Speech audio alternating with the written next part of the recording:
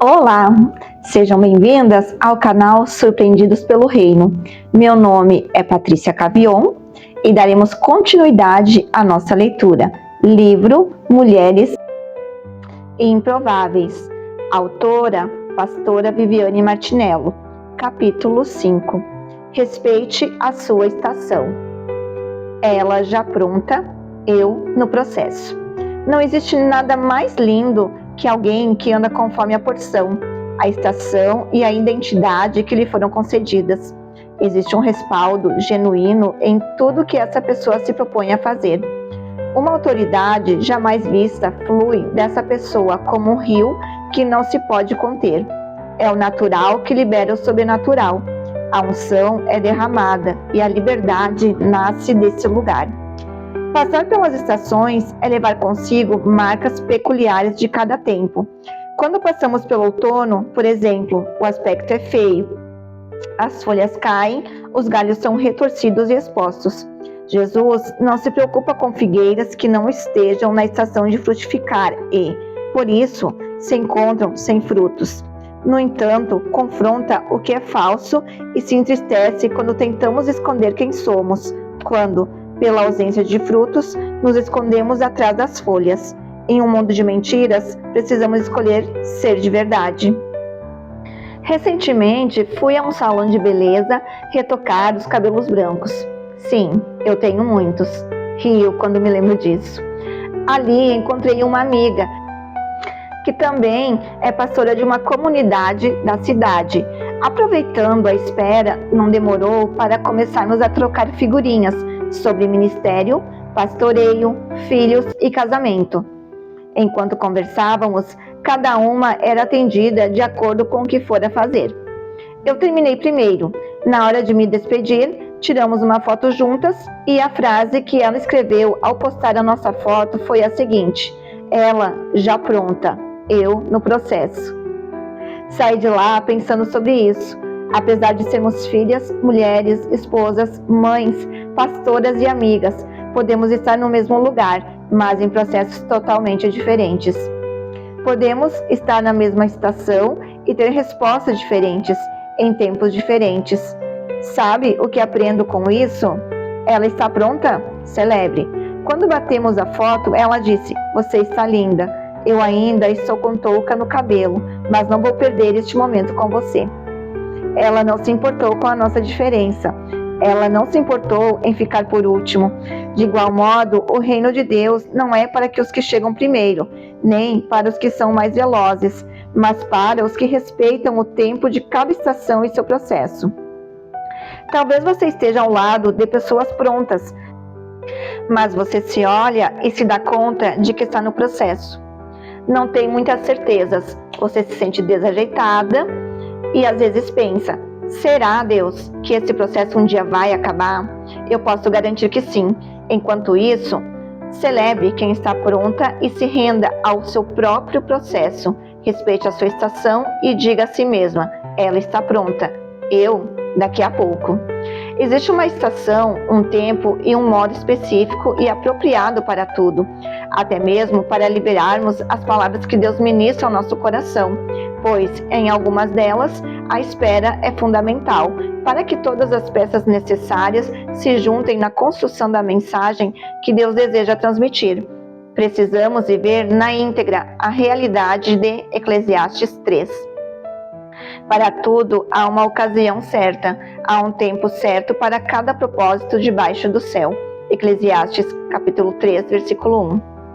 Há um tempo para todas as coisas, e como é sábio andar no tempo apropriado para cada uma delas. É sábio discernir o tempo certo para lançar na terra as sementes que temos nas mãos. Igualmente sábio é perceber o momento de reter algumas coisas para um tempo oportuno. Cada semente tem um tempo apropriado para o plantio. Cada semente carrega um timing próprio que sinaliza a sua estação apropriada.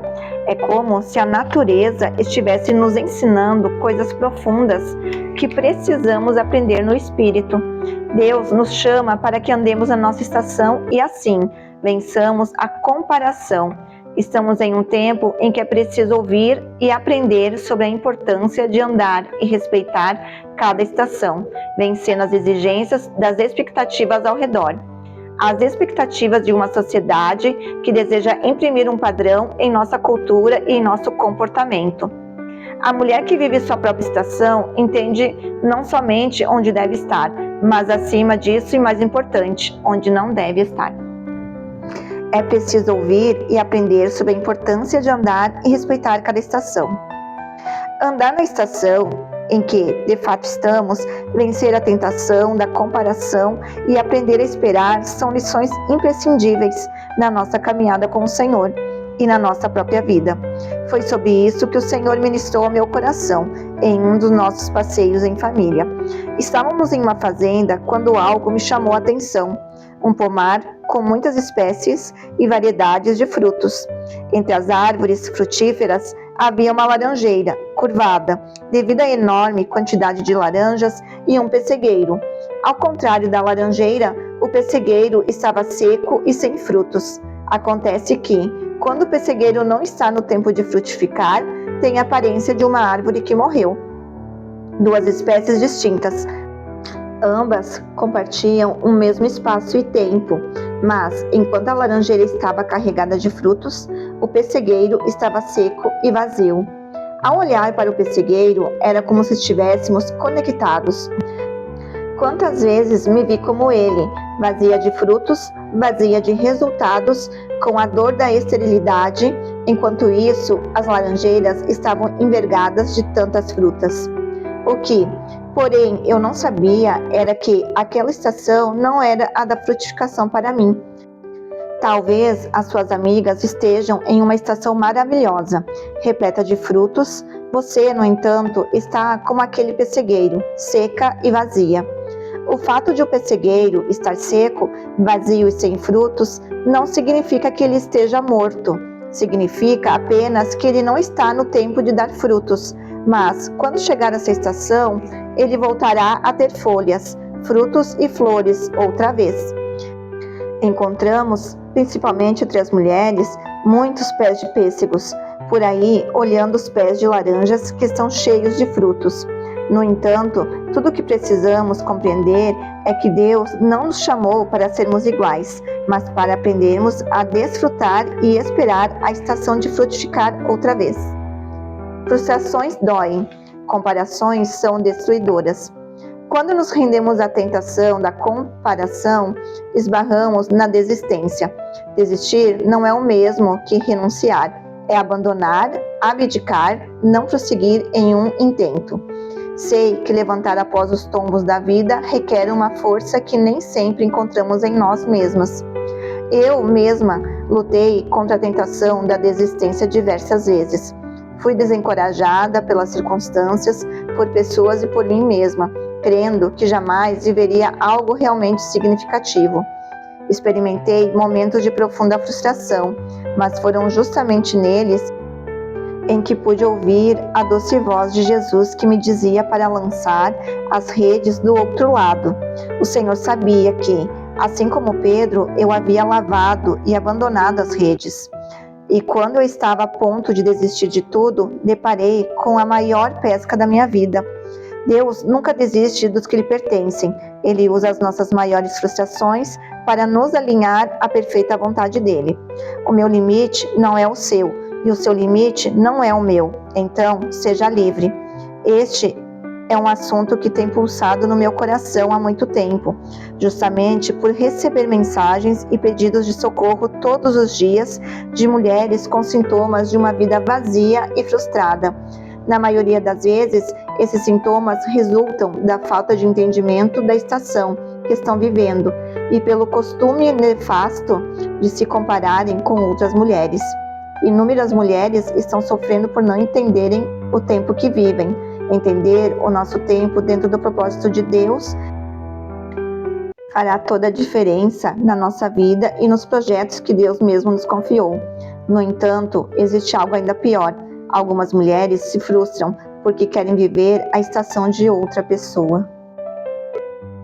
Deus usa as nossas maiores frustrações para nos alinhar à perfeita vontade dele. Quantas de nós temos amigas ou conhecidas que são super felizes por terem conseguido um novo emprego, por iniciarem um novo projeto ou porque voltaram a estudar? Elas são convidadas para palestrar, conhecem lugares maravilhosos, fazem novas amizades e nós, enquanto isso, estamos com o bebê no colo, temos dificuldades financeiras, não conseguimos concluir os estudos, o nosso círculo social é reduzido e nos sentimos mais trancados que passarinho em gaiola. Isso não significa que umas são melhores que outras, apenas que cada uma vive sua própria estação. Caso não consigamos entender essa diferença de estação, podemos nos tornar mulheres amarguradas e feridas, marcadas por uma esterilidade crônica. Devemos nos alegrar e celebrar também as alegrias que não são nossas, os momentos e as estações maravilhosas que outras mulheres estão vivendo. Se o céu pudesse cravar algo no nosso coração, seria: não inveje, celebre. Não precisamos invejar a estação de ninguém. Podemos celebrar juntas e andar na estação do Senhor, para nós, desfrutando daquilo que Ele nos deu no tempo que se chama hoje. Tenho a honra, nessa caminhada de fé, de me sentar com muitas mulheres que são amigas de Jesus. E o que mais me impressiona nelas é a capacidade de celebrar as laranjeiras que são espalhadas por aí. Como é maravilhoso encontrar não somente as que choram com os que choram, mas as mulheres maduras e resolvidas que são capazes de sorrir e se alegrar com aquelas que se alegram. Cada estação tem uma provisão escondida. Por mais seco e vazio que o pessegueiro esteja em algumas estações, ele não irá morrer, porque existe uma provisão para que ele sobreviva a esse período até que chegue o tempo da frutificação. Da mesma forma, por mais seca e difícil que seja a estação que estamos vivendo, ela está promovendo em nós aquilo que é necessário para que voltemos a dar frutos. Expectativas. No dia seguinte, quando estavam saindo de Betânia, Jesus teve fome. Vendo à distância uma figueira com folhas, foi ver se encontraria nela algum fruto. Aproximando-se dela, nada encontrou, a não ser folhas, porque não era tempo de figos. Então lhe disse: ninguém mais coma do seu fruto. E os seus discípulos ouviram-no dizer isso. Marcos, capítulo 11, versículo 12, Jesus tem expectativas a nosso respeito. Se existe algo de que não podemos fugir de forma alguma, é do olhar dele sobre nós. Quando Deus pôs dentro de nós um propósito, destino e chamado, Ele mesmo sonhou que viveríamos dentro desse propósito e chamado para nós. Voltemos à minha experiência no pomar daquela fazenda. Sabemos que desde que era uma pequena semente, a laranjeira já possuía o DNA de uma laranjeira frutífera, uma vez que foi criada para esse propósito. De nada adiantaria se a laranjeira desejasse dar figos ou maçãs, porque seu DNA carrega o propósito de produzir laranjas. No texto de Marcos, lemos que Jesus foi até uma figueira procurar figos. Ele não foi procurar laranjas, uvas, nem maçãs, porque a receptiva dele nunca é injusta. Ele sempre buscará frutos conforme a identidade e o propósito que depositou em cada um de nós. Muitas pessoas vivem sem direção porque não conhecem seu propósito de vida, seu DNA. Mas de uma coisa podemos ter certeza: todas nós temos um propósito, um DNA que o céu pôs no interior de cada uma de nós. A única forma de descobrirmos esse propósito é através de um relacionamento íntimo com Deus. O texto também relata que Jesus teve fome e, ao ver aquela figueira, teve a expectativa de que ela pudesse saciá-lo. Existem coisas que Deus colocou em nós com a expectativa de que possamos suprir uma necessidade e saciar uma fome. Por isso, não podemos estar desconectadas desse propósito. Deus tem expectativas a nosso respeito. Corresponder a elas nos trará plenitude e felicidade. No entanto, como as pessoas não se conhecem, olham para nós e nutrem expectativas a nosso respeito. Na maioria das vezes, porém, são expectativas irreais. Se isso trouxer vaidade ao nosso coração ou preencher um vazio, vaidade ou carência, podemos ceder às expectativas alheias e às vezes traindo o nosso propósito, frustrarmos as expectativas de Deus em relação a nós. É importante saber fugir das expectativas que as pessoas têm ao nosso respeito e cuidar para não sermos guiadas por elas. Devemos amar as pessoas, mas não ser guiadas por elas. Muitas vezes honramos a Deus e tememos as pessoas, quando deveria ser o oposto. Deveríamos temer a Deus e honrar as pessoas. Hoje, Jesus olha para algumas figueiras e diz: eu tenho fome, quero figo. Foi assim comigo quando ouvi o Pai me dizer: eu quero alguém que vá até as áreas de prostituição e que seja os meus pés e as minhas mãos em lugares como esses. Ele veio até mim, uma figueira que não sabia muito o que fazer, mas que estava disponível e desejava corresponder às expectativas do Criador. Isso é tudo aquilo de que precisamos, desejar corresponder às expectativas dele. Só chegando perto. Você só conhece algo quando tem a chance de chegar perto. O resto é especulação, imaginação e, na pior das hipóteses, julgamento. Algo interessante aprendemos nesse texto de Marcos 11. De longe, toda árvore parece ter fruto. Não podemos nos esquecer de que, de longe, todos parecem ter frutos, mas só conhecemos de fato uma árvore quando temos a chance de chegar perto dela. Aliás, o fruto mostra a identidade da árvore, de que espécie se trata. Da mesma forma, o fruto define quem somos. Tomem cuidado com falsos profetas, que vêm disfarçados de ovelhas, mas que, na verdade, são lobos esfomeados. Vocês os identificarão por seus frutos. É possível colher uvas de espinheiros ou figos de ervas daninhas? Da mesma forma, a árvore boa produz frutos bons e a árvore ruim produz frutos ruins. A árvore boa não pode produzir frutos ruins e a árvore ruim não pode produzir frutos bons. Malaquias nos faz um alerta e um questionamento muito importante. Mas quem poderá suportar quando ele vier? Quem permanecerá em pé em sua presença quando ele aparecer? Pois ele será como fogo ardente que refina o metal, como sabão forte que branqueia as roupas. Malaquias, capítulo 3, versículo 2. Primeiro vem o questionamento acerca de quem suportará a vida do Senhor. Depois, a afirmação de que o Senhor virá como fogo do ourives, como sabão do lavandeiro e como refinador da prata. Deus não pode ser enganado. Ele investiga e conhece tudo o que acontece. Quando Jesus se aproxima, ele enxerga e vê quem realmente somos. Quando o Senhor se aproxima, as nossas intenções saltam para fora. Deus não vê como o homem vê. Ele nos vê por dentro e as folhas já não são mais capazes de esconder quem somos. Para Jesus, o problema é lidar com o que é falso, não quando a estação não é de frutos, nem com a aparência disforme, nem com os galhos retorcidos e expostos, porque tudo isso ele conhece e trata. O Senhor está buscando mulheres que andam em sua própria estação, que não cedem à comparação e não se movem por carência, não se sinta frustrada, travada nem infrutífera, por ser quem é e por viver esta época que Deus lhe concedeu.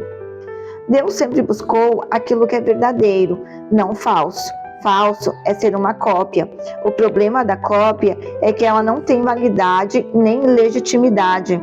A autoridade é fruto de quem somos e do que reside somente em nós, em quem Deus nos criou para ser, não naquilo que copiamos. Quando se encontrar com você mesma e com o seu chamado, os frutos nascerão naturalmente. Jesus usou a figura da figueira para nos ensinar sobre as estações e também sobre a comparação. Em Lucas, temos outro texto muito interessante que fala de outra figueira, mas que, diferentemente da primeira, cujo problema era a aparência, sofria de comparação. Então Jesus contou a seguinte parábola. Um homem tinha uma figueira em seu vinhedo e foi várias vezes procurar frutos nela, sem sucesso. Por fim, disse ao jardineiro: esperei 3 anos e não encontrei um figo sequer. Corte a figueira, pois só está ocupando espaço no pomar. O jardineiro respondeu: Senhor, deixe-a mais um ano, e eu cuidarei dela e a adubarei. Se der figos no próximo ano, ótimo, se não, mande cortá-la. Lucas, capítulo 13, versículos do 6 ao 9. Aquela figueira tinha um problema, não conseguia frutificar. Precisamos aprender a admirar sem copiar, sem a necessidade de fazer igual. Algo poderoso acontece quando andamos na nossa estação, quando respeitamos os tempos e estações da nossa própria vida e fugimos do padrão. Ctrl mais C, Ctrl mais V. Abandone a autossabotagem. Lembre-se, fluímos de forma positiva quando caminhamos na nossa estação e vencemos a comparação, porque a autoridade de Deus que está sobre nós diz respeito ao nosso DNA. O que nos autoriza é a nossa história e a construção que o Senhor estabeleceu em nós. Por mais tentador que seja, não copie o que está dando certo ou funcionando para outras mulheres. Mantenha-se fiel ao DNA que o Pai lhe deu. Talhas improváveis. Jesus ainda muda configurações e ainda encontra e usa talhas. Certo dia, durante um casamento em Caná, as talhas sofreram uma crise de identidade. De repente, de talhas vazias, passaram a ser conhecidas como aquelas que Jesus usaria para produzir o melhor vinho da festa. E, faltando vinho, a mãe de Jesus lhe disse: Não tem vinho. Disse-lhe Jesus: Mulher, que tenho eu contigo? Ainda não é chegada a minha hora. Sua mãe disse aos serventes: Fazei tudo quanto ele vos disser. E estavam ali postas 6 talhas de pedra para as purificações dos judeus, e em cada uma cabiam 2 ou 3 almudes. Disse-lhe Jesus: Enchei de água essas talhas, e encheram-nas até em cima, e disse-lhes: Tirai agora, e levai ao mestre-sala. E levaram. E, logo que o mestre-sala provou a água feita vinho, não sabendo de onde viera, se bem que o sabiam, os serventes tinham tirado a água. Chamou o mestre-sala ao esposo e disse-lhe: Todo homem põe primeiro o vinho bom e, quando já tem bebido bem, então o inferior. Mas tu guardastes até agora o bom vinho. Jesus principiou assim os seus sinais em Caná da Galileia e manifestou a sua glória, e os seus discípulos creram nele. João, capítulo 2, versículo 3 até o 11.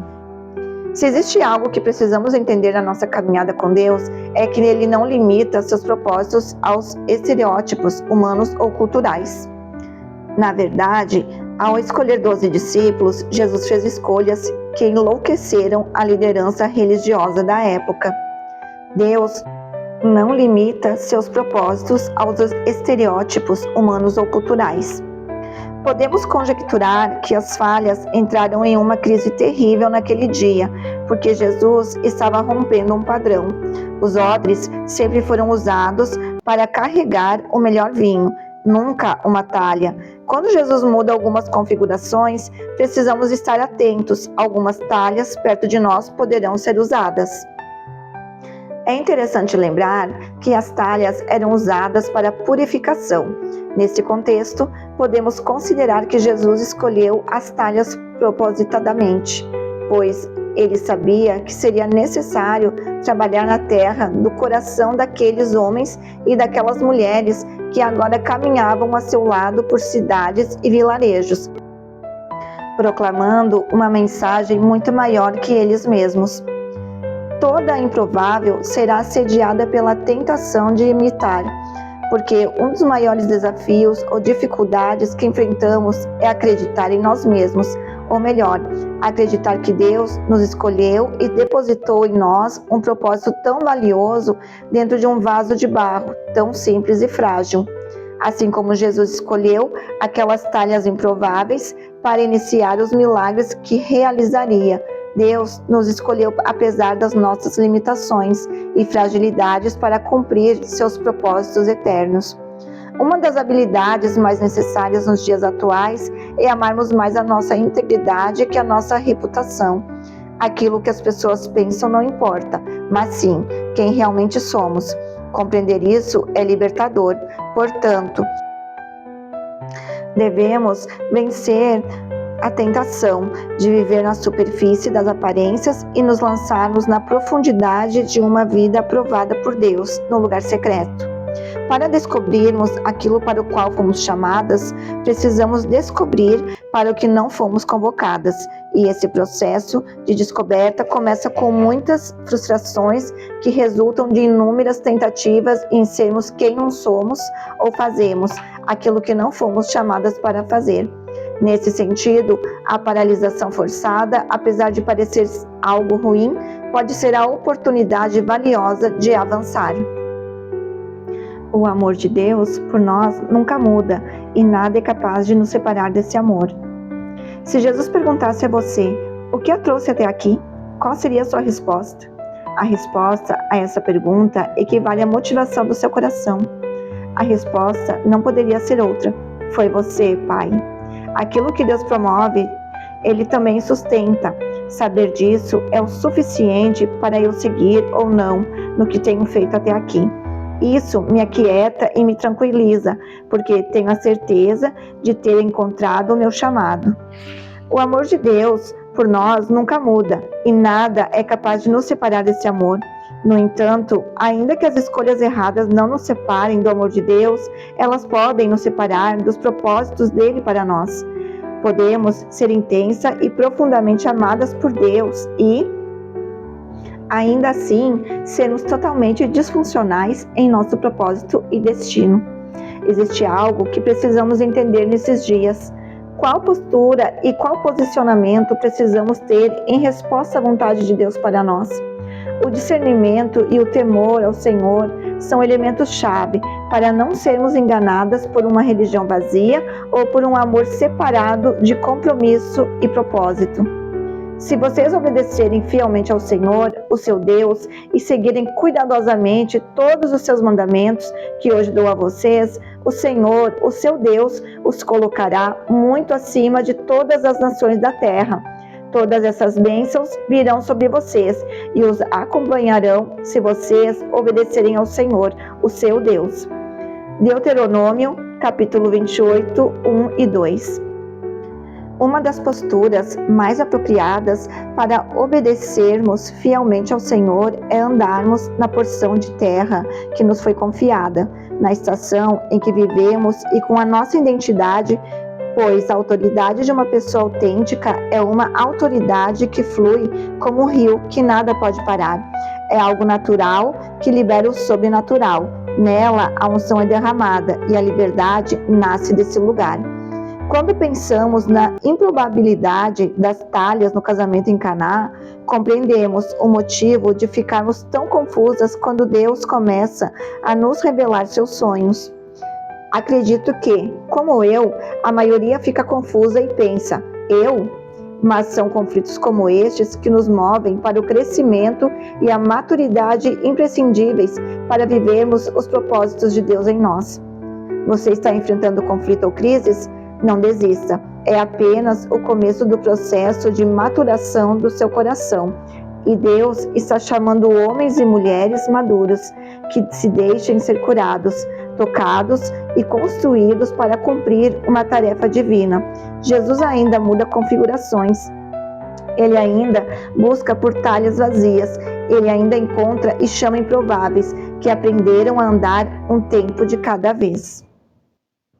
Finalizamos o capítulo 5.